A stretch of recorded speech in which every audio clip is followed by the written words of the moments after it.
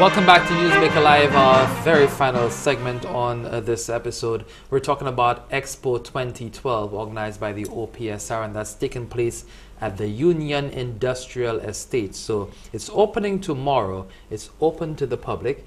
I did not ask about any entry fee. No, there's no charge. It's free. It's open. You just walk in and you can... Open from 12 to 8 p.m. Okay. And that's for 3 days. 3 days. 3 days, 8 to 12. Friday, Saturday. 12 to 8. 12 to 8. 8. Yeah. I don't know what's wrong with me. Listen.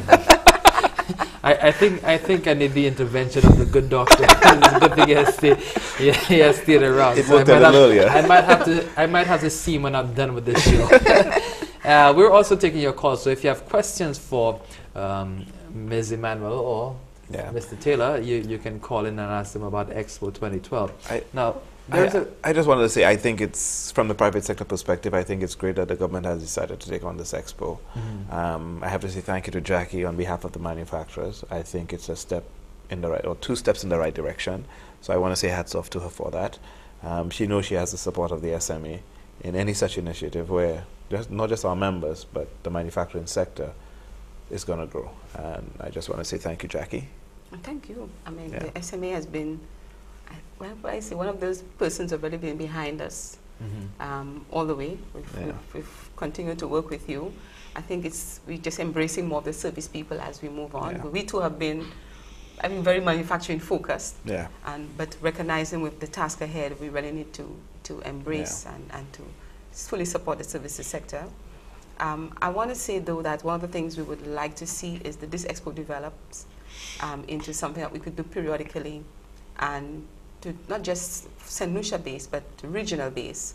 And when we see what's happening in TIC, one of the ways that our exporters are going to improve and develop the kinds of merchandising skills and exhibition skills is by exposure. And so we're going to be, that's one of the things we're going to be looking at after this expo. When we review the experience, how and when, how often we can do something like this.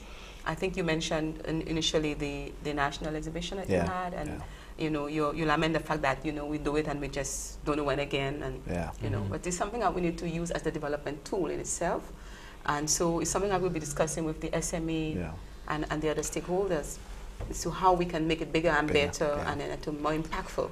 And there's something else I want to add with the government's thrust now on the creative sector. I think it's a step in the right direction. But not just for creative sector, but for services. I know we have architectural services, we have legal services. There are a number of services that the internet has now allowed us to export without leaving our shores. Okay, we have architects doing work for companies outside of St. Lucia. Okay, and it's all digital. So you don't have the challenges that the manufacturers have in terms of moving goods. It's a lot easier. You don't have the customs hassles. You don't have the border issues. You don't have taxes.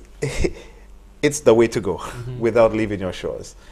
Now I'm smiling because you brought up those customs hassles and stuff. So I'm going with that because the last time you were here, you were lamenting all those duties that were imposed on raw material and stuff going in, and September 1st VAT is coming in. A lot of those duties would have been eliminated, and it would be easier for you to operate. How do you see that contributing to a better manufacturing sector and a more competitive manufacturing sector as we look at the expo? Again, I don't want to preempt the VAT office. We're not exactly sure what is going to be exempted in the basket of goods. All we can do is speculate for now. Hopefully, VAT will not have that great impact on the domestic manufacturing sector, as I'm hoping it will. Yes, we're going to still have to pay VAT on all our sales. That's a given. There are no two ways about that. But I'm not sure what I should say regarding VAT. I really do not want to speculate. We've been having discussions with the VAT office. It's been going well. They have taken a lot of our issues into consideration. I think not just for the manufacturing sector, but for the retail sector, one of the biggest issues is going to be the transition. How do we manage that transition period from your existing stock where you've paid duties to new stock, where you're going to be paying a 15% VAT, because you're going to have your inventory, which you've paid duties on. Right, exactly. And then pay. So I think over the next few months, you're going to hear a lot of talk about that. And I'm sure somebody with a little more experience in VAT would be willing to come on your show again. Well, actually, it's a good segue, because next week we'll be having representatives on the VAT office here with us discussing VAT. So the basket, I guess they will open up that basket and let us see what's inside there, and how, you know, St. Lucians will benefit in some cases, and where prices will increase in other cases. So I mean, it's just a matter of looking into it and see what exactly that VAT basket has to offer. Yeah. And, you know, adjusting your consumption to adjusting your consumption to suit, exactly, as we spoke about during the break. So but I would want to say that, you know, one of the things most countries do is that they make sure that they give the best advantage to the exporters. Sometimes, you know, we tend to think it's the other way around, that importers tend to get more attention than exporters. And for our part, as the TIPA, our job, we see, is to mainstream exports. We really want everybody to appreciate the important economic role that exporters play in foreign exchange, and giving them the sort of facilitation that they need to do their business. And customs will be at the Expo 2012. We've really come together with these partners and say, hey, we have them captive. We have 57 exporters in one venue. That's your opportunity to walk that floor, you know, and talk to people and get to know them and get to know their concerns and their products. So for us, and like I said, there are many things we're expecting to get out of Expo 2012. One of the things that we are going to be there with customs, with our other partners, and we expect to really engage exporters. While we want them to do their thing and sell their goods and put on a good show, we want to get to know them. We want to get to know what kind of problems, what kind of hassles they have. By the time we come out of Expo 2012, we have an agenda. We have things that we need to pursue to make their lives easier and to help them.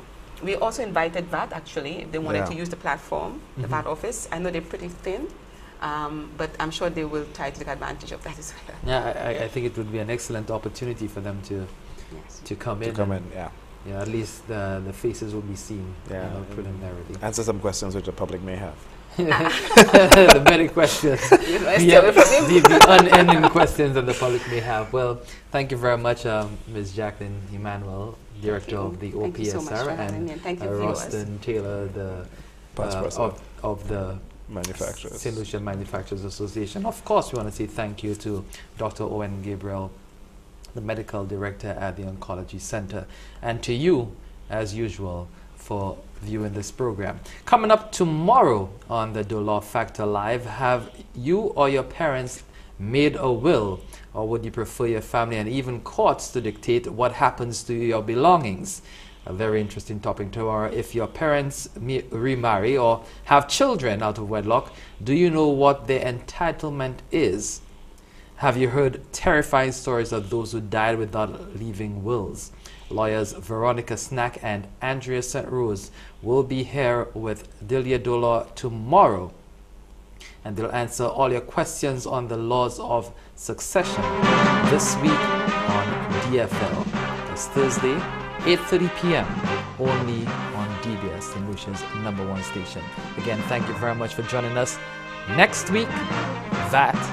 But before that, we have Press Club on Saturday night, our very new night, new time, 8 o'clock Saturday Press Club. Join me then. Thank you very much for watching, and have a good night.